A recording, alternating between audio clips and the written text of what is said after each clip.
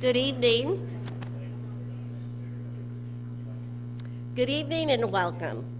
I'm Christine Riccelli. I'm a board member of the Des Moines Public Library Foundation. The foundation has been hosting AViD since 2001, and we are delighted that you are here to kick off the 2024 series with author extraordinaire Kaveh Akbar. The Des Moines Public Library Foundation is honored to support library programs like AViD each year, and I would like to now thank our donors who make AViD possible. Prairie Meadows, Nationwide Foundation, Brad and Kelly Edmeister, Karen Schaff and Steve Jane, Pamela Bass Bookie and Harry Bookie, Humanities Iowa, a state-based affiliate of the National Endowment for the Humanities, Mary Kay and Daniel M. Kelly Family Foundation, Cultivating Compassion, the Dr. Richard Deming Foundation, Shelley and Martin Brody, Deborah and Douglas West, Dory Briles, Judy Blank, Jan Freed and John Fisher, Rachel Stauffer and Jim Lawson, and Dawn Taylor. Let's give them a round of applause, please. Without them, this wouldn't be possible.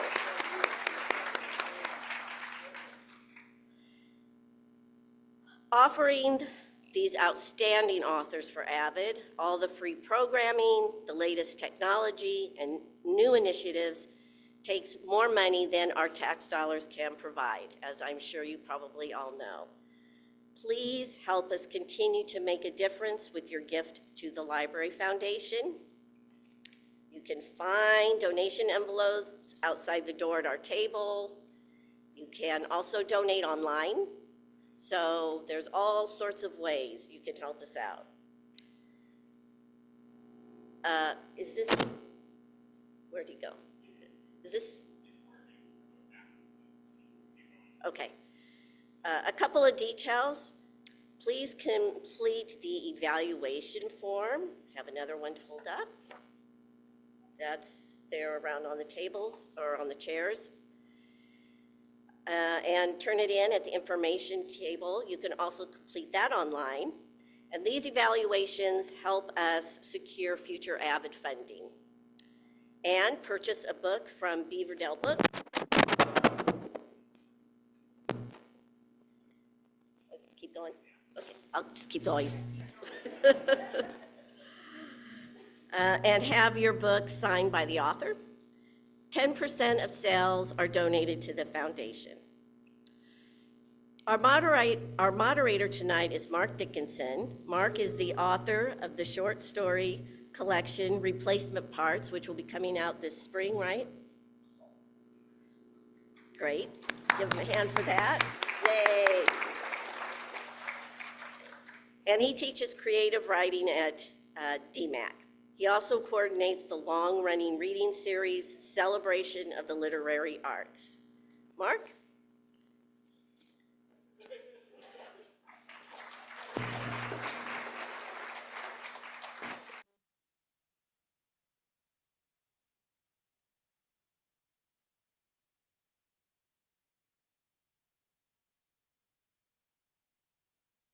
Can you hear me now? All right. All right.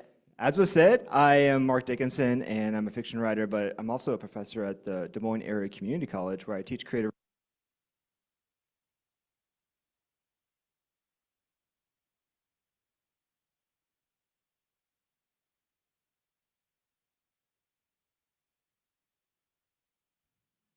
Hello. All right. Fingers crossed. We'll try our best. All right.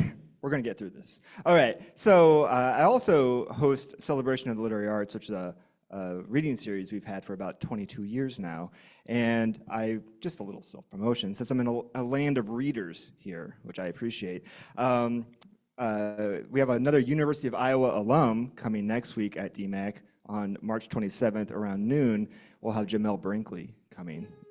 Whoop. And then in April, on April 15th at Beaverdale Books in the evening, we're going to have Danez Smith, and we'll have Kwame Dawes. So if you are interested, you should check it out, and we'd love to have you at our events.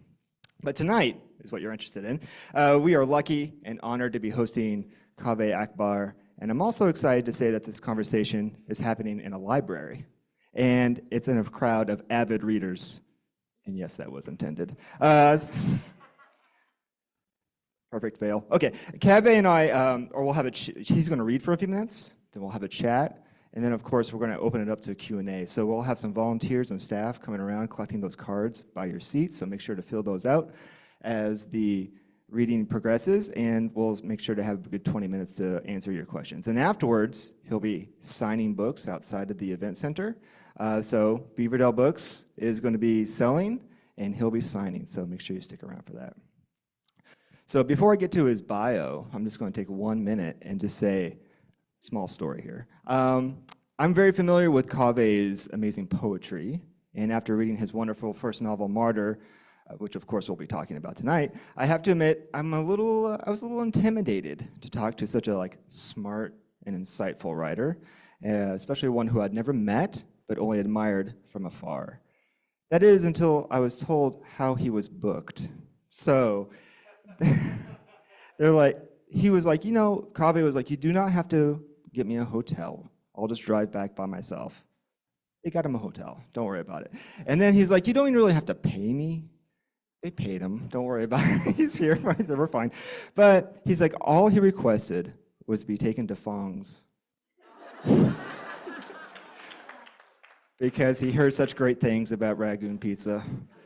So anybody who wants to spend the night with readers and get paid in pizza is like my favorite person. So we're good. However, despite his generosity and the talent behind the humbleness, is unquestionably a lot of work out there that is important, such as work that's appeared in The New Yorker, the New York Times, Paris Review, Best American Poetry, and elsewhere.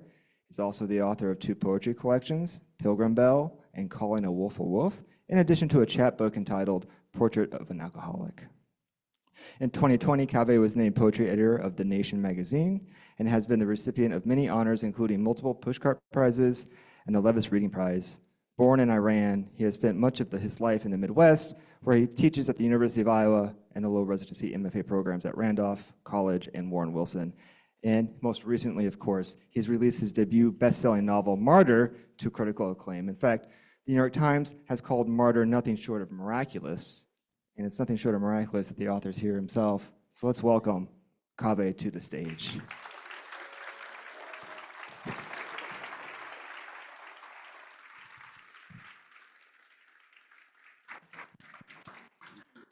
That was incredible. Thank you so much. Look at you guys. This is nuts. This is insane. For a reading in, what is it, today's Thursday?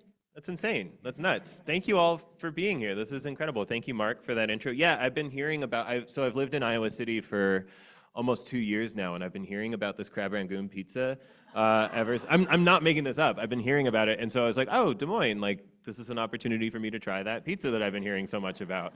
And yeah, I mean, I didn't realize it was going to be this many people in, this is great. I mean, this is a great sort of appetizer to the pizza. No, for real, thank you all for being here. I'm gonna read just a couple. You can all hear me okay? Sorry, I'm like a 7th grader just reading through my backpack. But oh, thank you very much, I appreciate it. This is my friend Kelly, who does amazing work for the organization. Thank you all for making this happen. Thank you. I mean, there's so many people that have made this exist like this. It's really, really lucky. There's a lot of work that goes into even bringing someone 2 hours away to make sure that you all know about it and to make sure that there's the infrastructure to support it. So sincerely, thank you all.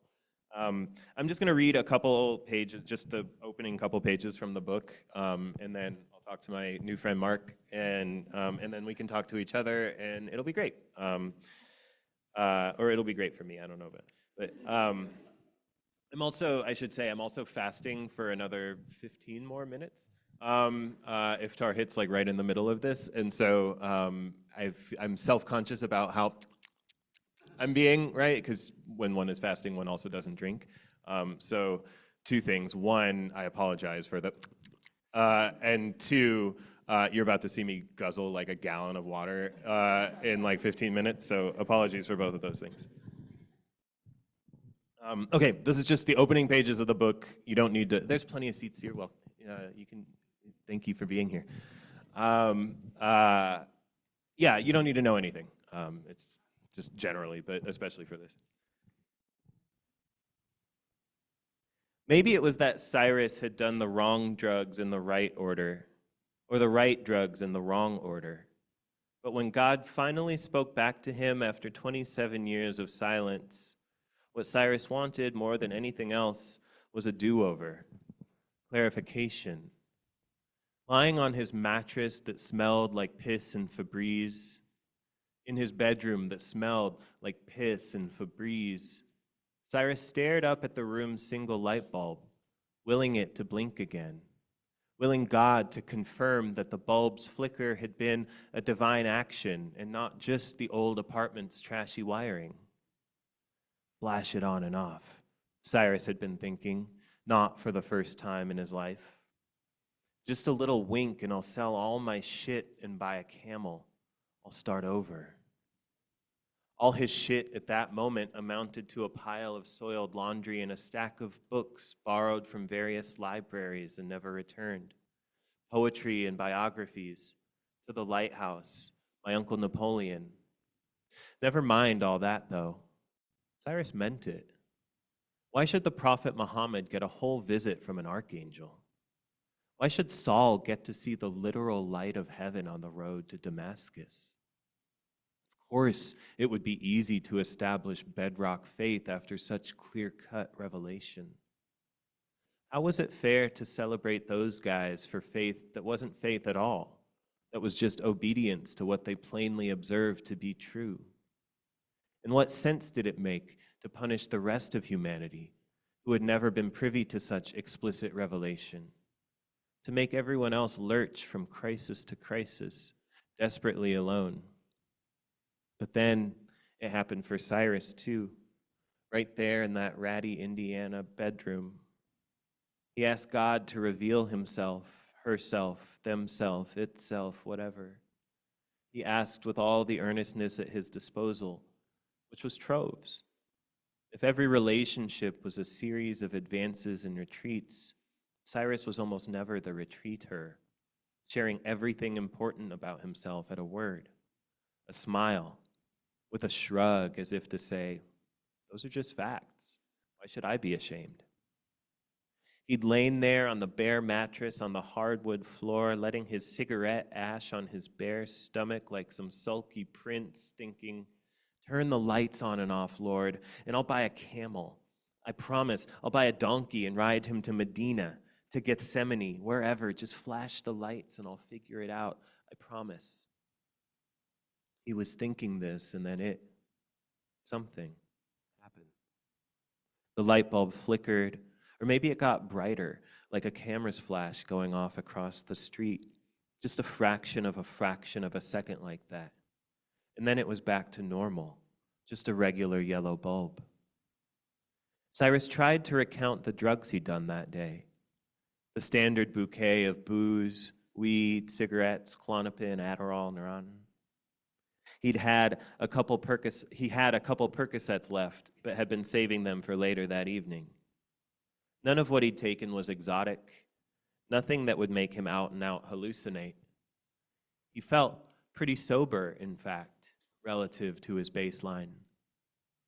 He wondered if it had maybe been the sheer weight of his wanting or his watching that strained his eyes till they saw what they'd wanted to see. He wondered if maybe that was how God worked now in the new world. Tired of interventionist pyrotechnics like burning bushes and locust plagues, maybe God now worked through the tired eyes of drunk Iranians in the American Midwest, through CVS handles of bourbon and little pink pills with G31 written on their side. Cyrus took a pull from the giant plastic Old Crow bottle. The whiskey did, for him, what a bedside table did for normal people. It was always at the head of his mattress, holding what was essential to him in place. It lifted him daily from the same sleep it eventually set him into.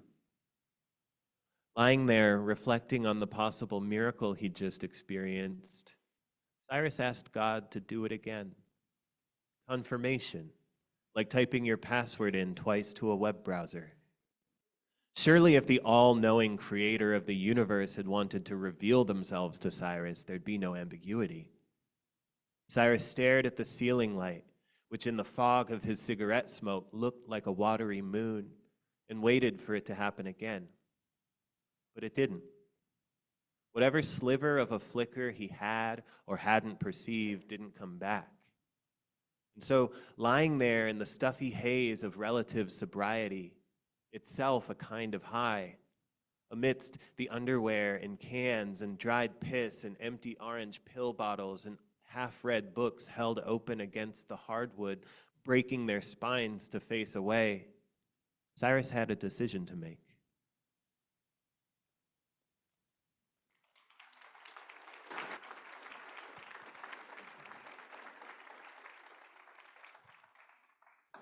Just want to make sure okay.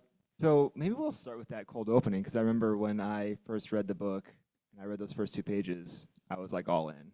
I was like, it was such a hook. It was wonderful.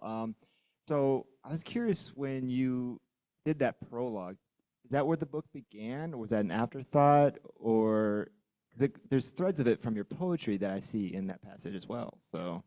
Yeah. I mean, this book is, I spent years obviously writing this book, and I'm someone who overwrites, not underwrites, so this book could have been 1,500 pages, right? Like, there's that much of this book written, and figuring out how to make the most irreducible, propulsive document possible, right? Meant, chopping off a lot of that stuff that messed with the pacing or made it feel bloated in some way. And so in that process, a sort of structure came to me.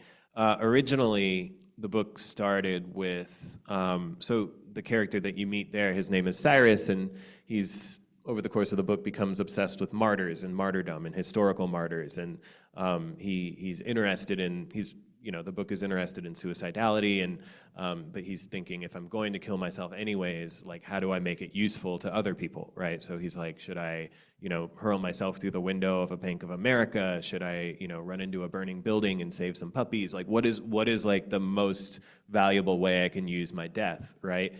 And in this process, he learns about this artist, Orchide, who is performing her own dying at the Brooklyn Museum in a sort of Marina Abramovich-esque performance. She's dying. She has a few weeks left to live. She has this terminal cancer that she's not taking treatment for. And so people can come sit across from her at a table at the Brooklyn Museum and talk to her and have these frank and earnest conversations about dying. So he hears about her. And a lot of the book is animated when he goes there to talk to her, and they have these conversations. And so originally the opening of the book was that first conversation that they have, which now actually is like 100 pages into the book. So yeah, it's a lot of trial and error and just cutting everything away and being like, wow, actually, I think the book kind of works without this thing that I thought was really essential, and I like the idea of animating the book on the spirit of, like, maybe it's a kind of hagiography. Maybe this is the story of a saint, right, who has gotten this sign from God, and now he sets off on this journey to achieve the strictures of his sainthood, to achieve the purpose of his sainthood, right? I'm glad you mentioned the title, of course, Martyr, and I guess I'll begin at the ending, as in the acknowledgments page, and that you thank your editor for all the wonderful advice, but then you said, thank you for letting me call the book Martyr. And I was wondering if there was like a conversation about that, Martyr exclamation point, and if there was some sort of debate about that. Yeah, so no, actually, I expected there to be one, and she was totally amenable to it. I mean, my thing is, like, this book cover, right, is right now like on the shelves of like Hudson News's in airports across. You know what I mean? Like, this word with this very ethnic name underneath it. You know what I mean? Like, and that's not a nerd. You know what I mean? That's not nothing, right? And so I thought that I anticipated pushback, and I was like ready to staunchly defend myself against it. And I think that the title is kind of a useful provocation, and specifically the way that it is a book that is sold in Hudson Newses across airports, and she got it. Like it wasn't even a point of comfort. And so like that was one of the immediate simpaticos that I sensed. So the editor of whom I speak is named Jordan Pavlin, who is my editor at Knopf, and she's extraordinary. So have you been surprised by, or like what has it been like to experience the acclaim and such response to the book since it came out? Yeah, I mean, it's a weird book. I don't know. It's, no, it really is. Like it's a super weird book. It's not a, I mean, there are lots of sort of pulpy authors who I really enjoy, living and dead, people who wrote sort of more over the plate. But this is like a story about a Iranian-American addict who wants to become a martyr, who, has conversations with Lisa Simpson and Kareem Abdul-Jabbar, and has these treatises about Erykah Badu and Sonic Youth. I mean, it's not a normal book, you know what I mean? Like it's a very sort of weird book, and so yeah, I mean, it's talking about why do people like you so much is like a little bit, I feel like I'm gonna get struck by lightning, but it certainly wasn't my expectation. Like, hand on whatever holy book you want me to put it on. Like, I did not expect this sort of reception to what felt to me, like, I'm proud of this book, but had it come out in an edition of 500 from like some arty press, like I would have been as proud. I made the thing that I had set out to make, right? So the kind of life that it is having is gratifying and also baffling in equal measure. And there's a lot of personal in the book too, so I'm wondering how that experience is, and especially you've been very openly writing about your addiction recovery in your poetry, and of course Cyrus, the main character, is also in recovery, as you mentioned from the first prologue there. So I'm curious about like what was it like writing for that, writing about addiction, knowing that there's going to be people reading it, and also what did you see the addiction and his recovery, how did it kind of inform some of the elements of the book? You're like, I want to make this person in recovery. Yeah. That's a beautiful question. I don't think I'm a very imaginative person. No, for real. I think I'm a good listener and I'm a good writer things downer. You know what I mean? Like when people say things or when something sticks in my head, I write it down, right? And so I don't have to do a lot of imagining. I just go to whatever. I have literal hundreds of notebooks at home, and I have thousands of pages of digital notebooks, right? And so I don't have to make a lot up, and so everything that Cyrus or any of the characters feels or is saying is something that I've felt or have said. I do think a lot about how the pathologization of cognitive dissonance in the 20th century has led to a lot of sort of uneasy performances of certainty in the 21st century, right? As if like every thought that I'm having is this sort of like eclipsing act of monocognition, right? Like this is the thing that I think about this and I don't think anything else about this. And that hasn't been my experience of thinking about anything. I've been sober for 10.5 years, and to say that sobriety gave me my life is an understatement. Or gave me a new life or whatever. Like I didn't have a life, but like I was a fairly low bottom addict. This has been well documented, but I was living in a house. I got burgled all the time and robbed all the time because I sold drugs, but I was bad at it. Like I was just like nice. I was like, let yourself in. Like I'll be down in a, and like it's not a good way to be it's not a good way to do that. And so I had like I had a fairly low bottom, and my entire life was predicated on narcotic pursuit, like going here to get this, to sling to this guy so that I could get that cash to like pay for my car that month. You know what I mean? Like it was all just like this sort of miniature economy that I had built around. And so there was no life in it. It was all just the drug, right? And now like I get to come here and there's like a room, people hand me a microphone and there's like a room full of people who are interested in hearing me talk about my literal favorite thing in the world, which is like writing and reading, you know what I mean? And so like to say that, yeah, I don't know. So anyways, I say this to say like I'm 10.5 years sober, and thank you, I appreciate it. Well, and and it's like, that's not because I've been like white knuckling it for 10 and a half years. Like, this is being recorded, so I'm not gonna name the organization that helped me get sober, but you can probably tell which one it was by my not naming it. But you know, that's a huge part of my life. Like, this is the part of my life that helps me keep my dog and like the good kidney kibble from the vet, like the expensive kibble that's like $40 a bag, you know, but like that's my life, you know what I mean? Like that stuff, like working with newcomers and checking in with my elders and like showing up in those ways that's what I actually do with my life, you know what I mean? And it is because I do that stuff that I can talk about it here, you know what I mean? Like the blues musician Charlie Parker said, if you don't live it, it won't come out of your horn.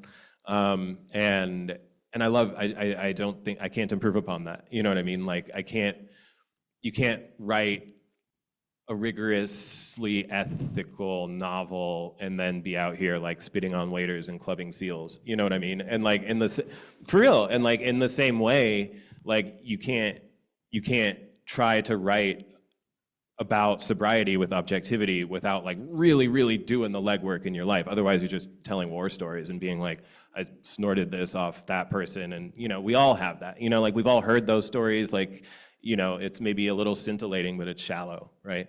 And this is, yeah. So I don't know if that answers your question or not. This is also the time when I'm about to drink this whole bottle. I'll ask a long question. No, I think I love that you call it an ethical novel, because it is, and it's often, they're all good people struggling to be good, and that seems to be Cyrus's, the protagonist's one of his main conflicts. Of course, he has lots of other conflicts in the book, but one of it is like, what is it to be good?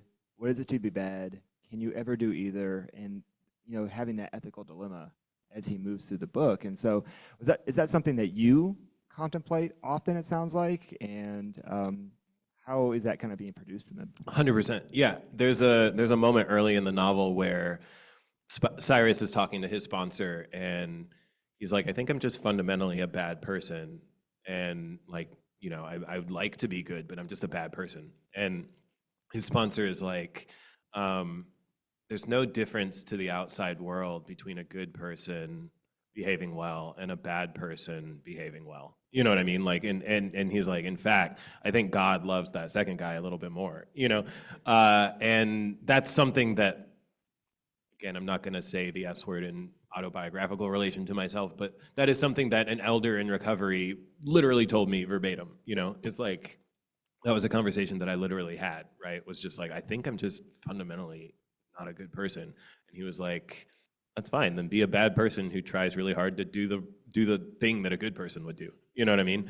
And I think that's, you know, I think that's as serviceable and ethical practice as any, right? And I do think of this, I am really, really interested in conversations about contemporary ethics. I mean, like, the book orbits the Iran Air Flight 655 disaster, which happened on July 3rd, 1988, where the USS Vincennes, stationed in the Persian Gulf, misidentifies a civilian Iranian airliner, Iran Air Flight 655, and shoots it out of the sky. And all 290 people on board were killed, including 66 children, right? This is a real historical event. When I say that, you know, some of you in the audience maybe recall the USS Vincennes incident. It was maybe supplanted by the Lockerbie incident, which happens not that long after it.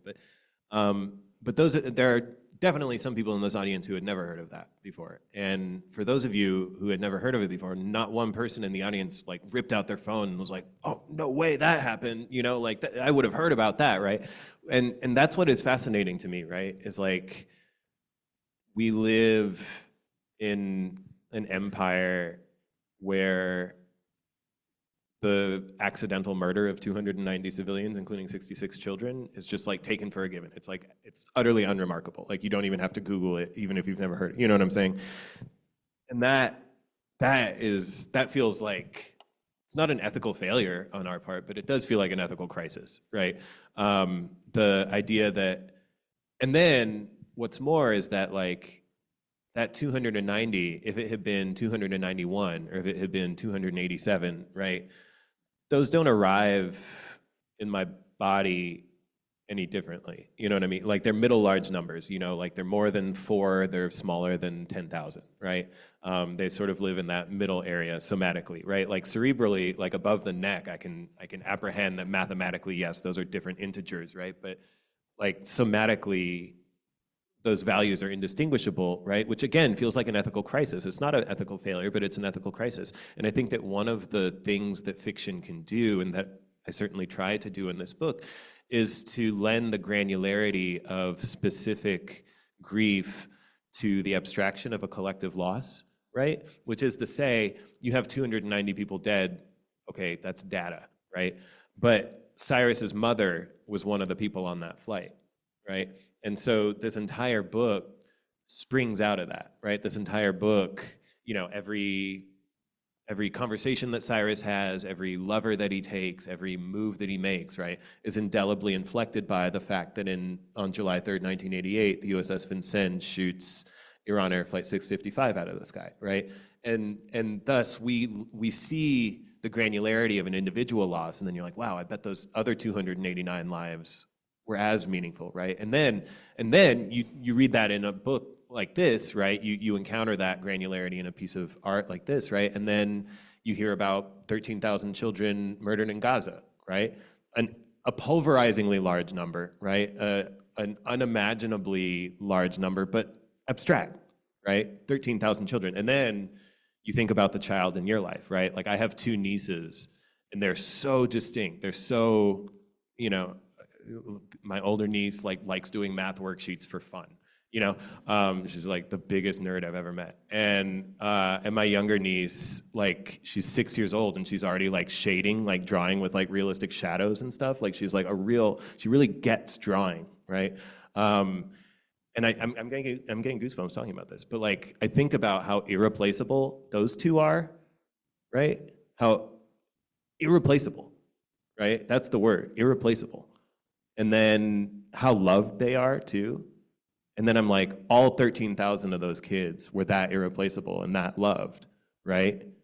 Were that loved, are that loved, will be that loved, right? And thus, you know, again, the granularity of individual narrative can be laid over a collective grief and give it somatic texture. You see what I'm saying? And so that is the ethical project of fiction in which I am most interested. You know, there are formal things, there are, you know, things that just as a artist and as someone who loves to play with language, I'm really interested in, but as an ethical project, that's what I'm really, really interested in, the capacity of for narrative fiction. I love that answer. Also, I guess along with the flight, you also have a lot of intertextuality in the book. There's like poems, there's pop culture references, but there's also, in terms of that flight, there's the US response to the flight. And so you'll intersperse like headlines from the New York Times or military reports in which they, I guess, have a debate about who's responsible. You want to talk about your purpose there? Yeah, I mean, the language is just so chilling, you know, like after it happens, you know, I mean, I don't believe in retributive justice. Like there's no one who should go to jail for it, right? I don't think that is the solution, right? But, you know, after it happens, then Vice President George H.W. Bush says, I don't care what the facts are, I'm not an apologize for America sort of guy. That's a direct quote, I'm not embellishing, that's what he said. That also doesn't feel right. You know what I mean? Like that, you know, like if that was your mother, your grandmother, you know, your brother on that flight, you know, I feel like those words would be pretty concussive to hear, you know, and all of the language around it, you know, there's I in the book there's excerpts from the military documents where they like looked into the investigation and, you know, investigated the circumstances surrounding this, and all of the language around it is just obsessed with this idea of personal exoneration, as opposed to, you know, being like, this is what happened, and like, hopefully we'll be able to avoid this happening again. And, you know, no one was ever in any sort of legal danger. You know, Iran doesn't have the capacity to prosecute America's military, you know what I mean? And so, yeah, that was really chilling to me. And then the media response, you know, there's some excerpts from the New York Times, one that I didn't actually put in the book because I think it's almost too on the nose. Like it's just too obvious and just sort of artless in that way, but was an interesting document to uncover, was that when it happens, the Newsweek cover from that week, July 4th, 1988, had like a picture of a naval ship shooting off a torpedo, and then it said, oh shoot, sorry, my psychic synapses are a little bit slower than they normally are.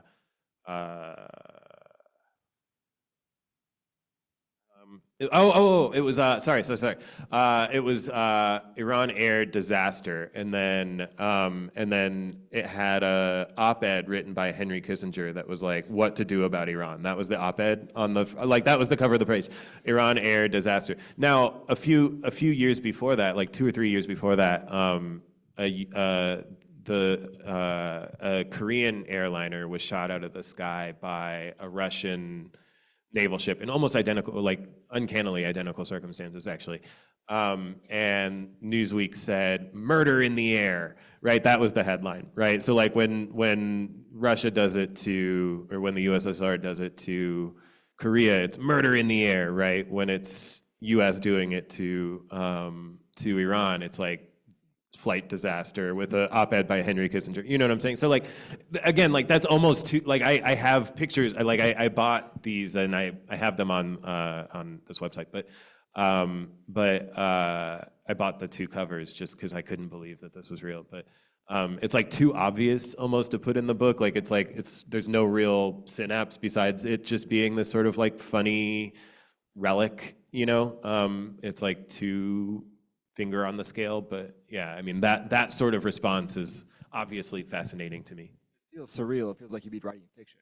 Yeah, exactly. But it's like that texture of reality that is like too bizarre to be like Trump being president. You know what I mean? Like it's like, no, for real. Like it's like that texture of reality that's like, you're like if I wrote that in a fictional book, you'd be like, what? Or I mean, like to even like apolitically, like photosynthesis, right? Like this always trips me out. Like there's a star 93 million miles away that sends photons 93 million miles, and the photons weigh nothing, but then they come to Earth and turn into glucose, which weighs something. You know what I mean? Like you would never be able to put that in a science fiction book and have it, you know, for real. I'm saying like there, I'm not, this isn't a bit like but like there are these elements of reality when you look at them hard enough, it's like, wait a minute, I could never actually even write that. You know what I mean? And this Newsweek thing was kind of one of those. So, I mean, we've been talking about some serious stuff, and we have been kind of like overlooking how funny the book is and how weird and surreal it is. And I think almost from the cover alone, you get a sense of the tone of the book, which obviously Martyr, exclamation point, but then there's like this cartoon person in the corner. Yeah, exactly, with the speech bubble. So it kind of captures the essence of what you're doing. I guess my question is thinking about the political, like we've been talking about, and how do you tackle the political without it becoming, you know, abstract, as you've been saying, or polemical, or, you know, something that is preachy? And then, but is humor a way to do that, or what are some other techniques? Yeah. The comedian Richard Pryor said that he wanted to get you laughing so your mouth would be open when he poured the poison down. Right, which is like the perfect way of saying that, right? And it's what he did. The Roman poet Horace also said, you know, a writer should dulce et utile, you know, like be sweet and useful, right? Which is, a lot of people will translate that as delight and instruct, right? Which is, you know, saying, I think that we are in a moment where I think that the man wants to tell you something. Oh, no, you're fine. We're in a moment where a lot of, you know, we have a lot of intersecting apocalyptical feelings and things that are happening right now, and we're rightly feeling like, you know, this is an urgent moment to act. But that hasn't changed the way that art has worked over the last, you know, the earliest attributable author of our species was Enheduanna, who was writing in 2300 BCE, and like from that time forward, right, art has worked through delight and instruction, right? Delight not necessarily meaning like punchlines and quippy jokes and puppies wagging tails, but delight like a new encounter with language, a new encounter with consciousness, right? Something fresh. being offered besides just pontification, right? Besides just polemics, right? And so I take that seriously, and I also take the contract between the writer and the reader seriously, right? Like your time is your most irreplenishable resource. Like you can make more money, you know, you can make more whatever, but like you have a finite amount of time and there's no Faustian bargain that you can make that will earn you more of it, right? And so if you're giving me 12 hours to read this novel or however long it takes, you know, like that's a massive gift, right? And I want to honor that gift with both delight and instruction. I will also say briefly that I don't think that, I think I was, I think I was talking to Tim about this earlier, but I don't think that there's like a spectrum from like funny to serious. You know what I mean? Like I think that they're independent vectors. You know what I mean? Like I think that death is super serious generally, but it's also really funny. Like it's juicy and weird and smelly, and I mean, I don't know, you know, like people forget stuff in funny ways and they say weird stuff. I mean, it's sad too, right? Like, but it can be both. Again, like I don't think that it being one of these things elides the possibility of the other things, right? And so I hope that, you know, it's not for me to say whether it does, but I hope that this book, when it is sad, it is a sadness made complex by having known deep joy, and when it is funny, I hope it's a funny made wise by having known profound grief. You know, those are the textures that I feel in my life, and so that's what I wanted to put in the book. Absolutely, absolutely. I was getting reminded that you should be writing things on your question cards because we're opening up to audience Q&A. So if you haven't, we have folks who are more than happy to take your questions for you. All right, so our first question from the audience is, what was your process in finding a publisher, and how did you find your publisher? Yeah, my process in finding my publisher. I'm wondering, I imagine this is maybe coming from a writer somewhere out there. Yeah, I mean, I've published a few books of poetry before, so I did have an agent. Lots of poets don't have agents, some do. I had an agent, and I mean, this is an obnoxious thing to say, but I gave my book to my agent and then she sent it out, and then I talked to the people who wanted it and picked one. You know what I mean? Like it was, I don't know, that part wasn't super, I mean, it was like dramatic just in that, you know, because poetry is like this tiny little blip of interest way out in the margins of human, you know, caring about anything, you know what I mean? Like, and fiction is like, you know, when I write my poetry books, you know, one makes money doing poetry by, you know, teaching poetry or by gigging poetry, right? One doesn't make money off of the book itself. When one writes this, like my publisher actually wants to make money off of this. You know what I mean? Like they pay their salaries by selling these. You know what I mean? Which is not the case with poetry. That is not the case with, you know, ye old independent poetry publisher who hope to break even certainly, but they're not paying their salaries or their 401. I don't know money words, but and so it was definitely a different kind of conversation, but it was still the same. You know, you write a book, you do the due diligence, getting the word out about it, and the audience you need will find you. So I'm glad you mentioned poetry because our next question was also working with that. It was thinking about craft, and this is one of my questions too. Just as a teacher, I'm always like, I tell all my fiction students, you should be taking poetry classes. And I tell my poet to take fiction classes. And this question is also thinking about like, what do you see the difference? Maybe how those two genres in conversation as you were transitioning, and what was some challenges changing form? Yeah, I don't actually think they're that similar. I think that it's good for poets to read fiction, just like I think it's good for fiction writers to read poetry. But I also think it's good for poets to, you know, look at statuary and to, you know, listen to music, right? I mean, they're both language arts, but I think that for me, I get so hung up on the sort of temporal experience of the thing, right? So, like, if I hand you a haiku by Basho, and I hand you, my good friend here in the audience, you know, the Bhagavad Gita, right? Like you're both immediately aware that you're in for a completely different temporal experience, right? Like something about that text is being communicated to you immediately, right? If this picture of this fucking guy is like, if this is a painting and you see it in a museum somewhere, right? The entirety of that text is entering your eye at once. And certainly like you can look at a detail of it, right? You can linger, you can move your eyes around, but the entirety of that text enters your eyes at once, right? So that lives over here, right? This Grecian urn, right? This Ottoman vase here, you can perceive an angle of it, right? You can perceive a facet of it, but without actively moving yourself around it, you can't perceive the entirety of the text, right? Or moving the object, right? Which you're dissuaded from doing with Grecian urns, but generally, and so that lives, you know, again on this temporal spectrum where you have a painting that enters the eye instantaneously, you have the Grecian urn that involves some animation of the body, which means it involves time.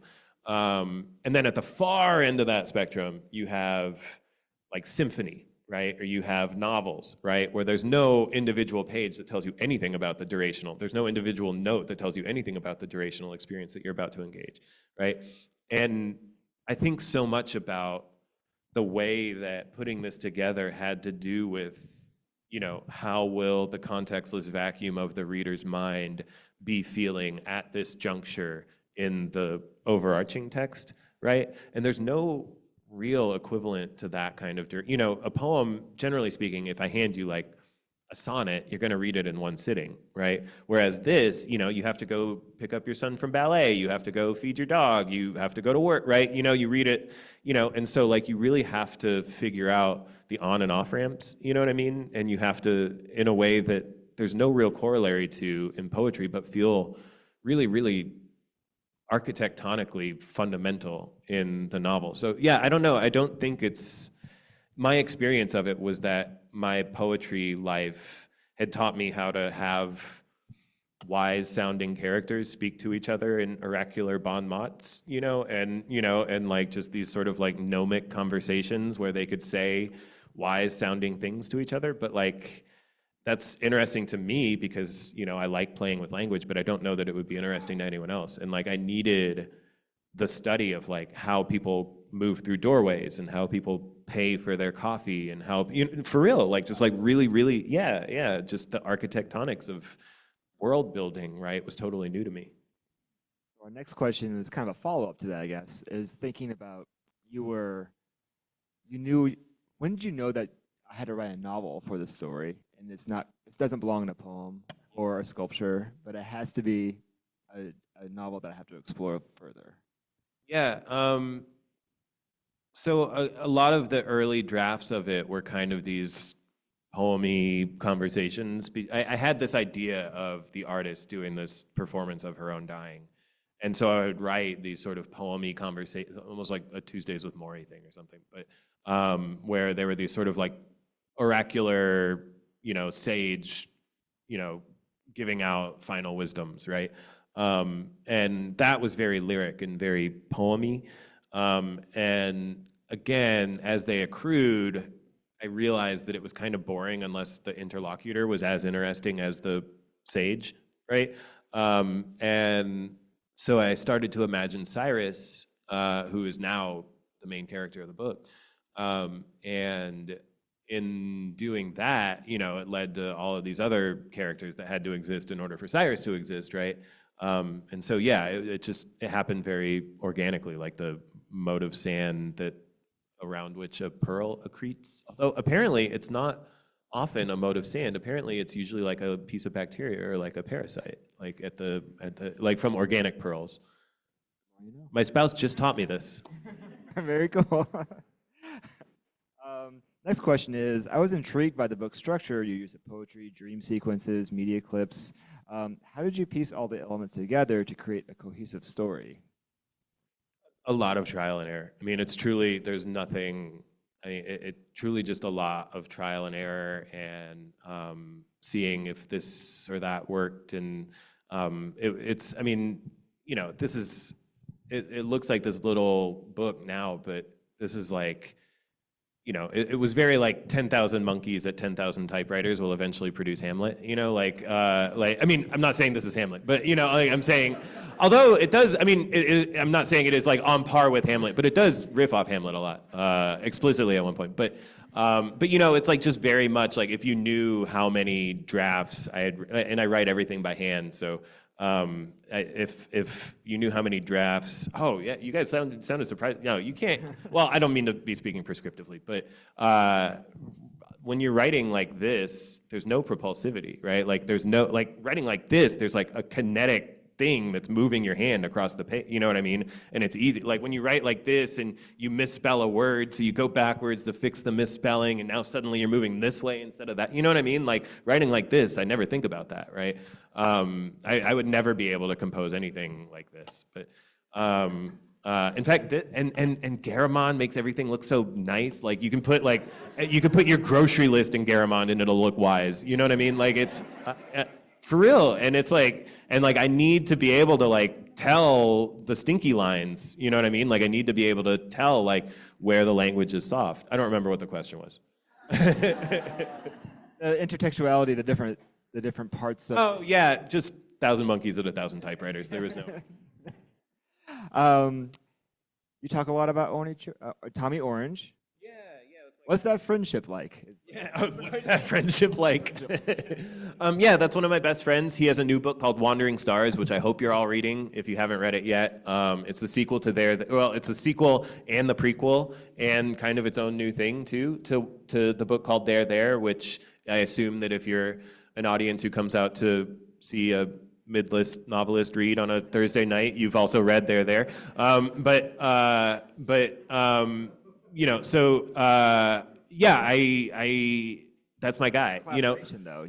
Yeah, I mean, we trade pages every Friday, still to this day. In fact, we just did a gig in DC last week, maybe the week before last week, and the gig happened to be on a Friday, so we got to read each other's like new pages to the people in front of us, you know, which was like a cool way to do that.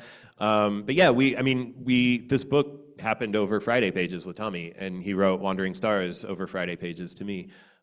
So yeah, you know, I've spoken elsewhere about how when I was reading this, I put myself on this narrative diet where I was reading 2 novels a week and watching a movie a day, just to sort of like foie gras duck narrative into myself. But while I was doing all that, I was also reading Tommy every week. You know what I mean? And so like, you know, I had a very lowercase c Catholic curatorial aesthetic when I was doing all that stuff, but I was also reading Tommy every week. So there's no way that he's not the biggest influence on this book. So the next question is, there are some interesting parallels between Pilgrim Bell, your poetry book, and Martyr. How do you determine what elements and ideas can translate between fiction and poetry, which you kind of talked about, but do you approach them differently in terms of like how you actually create the finished product? I'm drinking more water, sorry. Yeah, no, you're good. I was pretending to contemplate it, but what had really happened was I swallowed the water too fast. Excuse me, sorry. I think that my press would like me to talk about this book, like, so don't tell Jordan, but I think that they would like me to talk about this book like it's my first thing, you know? Like I'm this like babe that shot out of the universe's forehead, right? And with this book, but like I've written 2 books of poetry that feel very much like the first LP, the second LP, and the third LP, right? And this is the third LP, and it feels very much in conversation. Explicitly, there are lines that recur, you know, there are stories that recur. Like there's a story in Islam about this hadith about the first time that Satan, and this was in Pilgrim Bell too, so it relates specifically to the question. The first time that Satan inspects Adam, this is one of my favorite stories. He circles around Adam, and he's just looking at him, and he's like, I don't see what the big deal is, right? Like, he's just a guy. And he goes into Adam's mouth, passes through his entire body, and emerges out Adam's anus. And when he comes out, he's laughing. And And he's like, oh, like man is all hollow. Like my job's gonna be easy. All I have to do is show him stuff that he's gonna want to fill himself with, you know, like whether it's sex, money, drugs, art, praise, right? Like whatever that thing is, right? Like all I have to do is just show him stuff and he's gonna want to fill himself off that, right? And this is like functionally my autobiography, you know what I mean? Like this is like, and so, yeah, I mean, that story, I think, is in all three of my books, you know, in one way or another. And yeah, I mean, I'm yoked to my consciousness, I'm yoked to my subjectivity, right? And I only have this loadout of obsessions. I can't suddenly pretend to be, you know, obsessed with the American Civil War or something, you know what I mean? Like this is the stuff that I'm stuck to. Yeah, I totally hear that. And maybe this goes to our next question, thinking about influence. I mean, obviously that story influenced you, but what are some other artists that have had a lasting influence, not just? It's such a big question. Maybe I can answer it in like the most obnoxious way possible. But this is the way that feels on, like I want to be present for the question and I don't want to just give like a stock answer that I've given before. So one of my favorite writers is the Argentinian writer, Jorge Luis Borges, B-O-R-G-E-S. And, excuse me, carbonated was a bad idea. And Borges, for those of you who haven't read him, was very obsessed with different sorts of ideas of infinity. He wrote a lot of different approximations of infinity, and you know, whether it's the Library of Babel or the Book of Sand, or you know, he has all of these different stories orbiting ideas of infinity. And he was really obsessed specifically with the Sahara Desert. He was a little bit of an Orientalist, but I'm allowed to forgive him for that. I think that's how that works. So late in his, you know, like imagining like the individual grains of sand relative to the whole desert, and you know the granularity and the tininess relative to the infinity of the desert, right? And late in his life, I don't know if he's blind or going blind at this point, but it's around that time of his life. He actually gets to go to the Sahara Desert. And he goes there, and they take him out to the desert, and he gets there, and he reaches down and scoops up a palmful of sand and just lets it sift through his fingers like this, and he's like, I am modifying the Sahara, right? And that was his grand epiphany, and I think about that all the time. It's one of my favorite things ever, because he's like, I am modifying the Sahara. Like his presence there has indelibly inflected the topography of the Sahara forever, right? For real, like marginally, you know, in this tiny fractional, and that's how I think about influence. Like you know, the first time I read The Bluest Eye, right, like Piccola Breedlove made whole new archipelagos of land in my psychic Sahara, right? Whereas like the book about pirates and that's meant to teach kids about buoyancy that my niece seems to love, so I keep reading to her over FaceTime, maybe moves a few grains of, you know, I know most of the stuff about, I'm not a physicist, but I know most of the stuff about buoyancy already, you know what I mean? But it's still like moving a few grains of sand from here to there, you know what I mean? Like, and that's how I feel like, you know, the croissant that I ate for Sahur breakfast 2 days ago is in here compositionally somewhere, you know what I mean? Like the lipids in my thigh or something, you know, come from that croissant. I can't point to them, right? But they're compositionally a part of me, and that's how I feel about influence. Like every book that I've ever read, every conversation that I've ever had, every movie that I've ever seen, it's all inflected me, you know, and I can't point to like, oh, this is the Tommy Orange page, and this is the Lauren Groff page, and this is the Nabokov page, and you know what I'm saying? But it's all in there. Yeah. So cool. Why the exclamation point? Yeah. Title, I'm assuming. Yeah, well, first of all, it definitely like vents some of the seriousness, right? Like I think that there's a way in which if you just encountered a book called Martyr, it would seem quite dour. It would seem quite sort of self-important, and you know, and I, you know, again, it's not for me to say, but I don't think that this book is. I certainly didn't set out to write a dour, self-important book, and so just that. And also there's something about, Karen Russell wrote a beautiful consideration of this book for electric literature. And in it, she said, I read all my reviews exactly once. It's true. It's true. The good ones, the bad ones, whatever. So, but it sucks when I'm trying to like paraphrase an argument that somebody made in one of them because like I feel like I'm always feeling like I'm butchering it.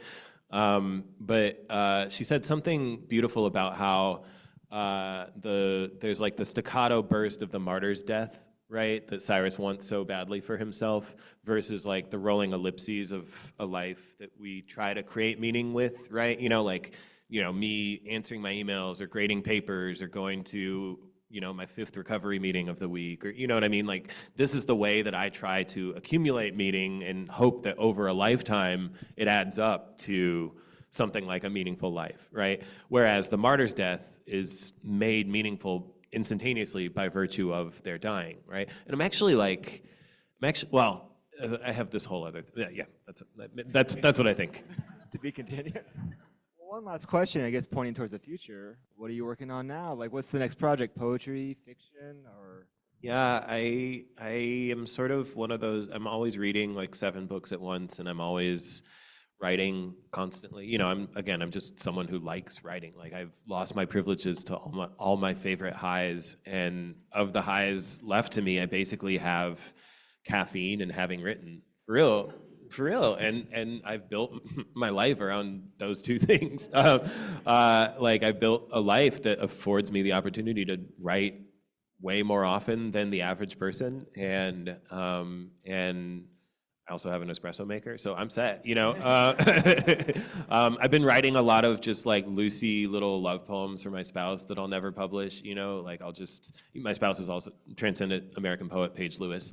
And, you know, I write them poems all the time and just sort of like leave them sitting around, and they'll read them and be like, oh, I really like this line, now clean the cat litter or whatever, you know, like, you know, and that feels good. It feels good I wrote a few poems there's an Algerian visual artist who I like a lot, who actually, I don't know if any of you are traveling to New York City. His name is Masanisa Salmani, and he has his first New York solo exhibit right now at the Jane Lombard Gallery. But I wrote some poems for his new monograph. His work was just featured he had a show at Centre Pompidou in Paris.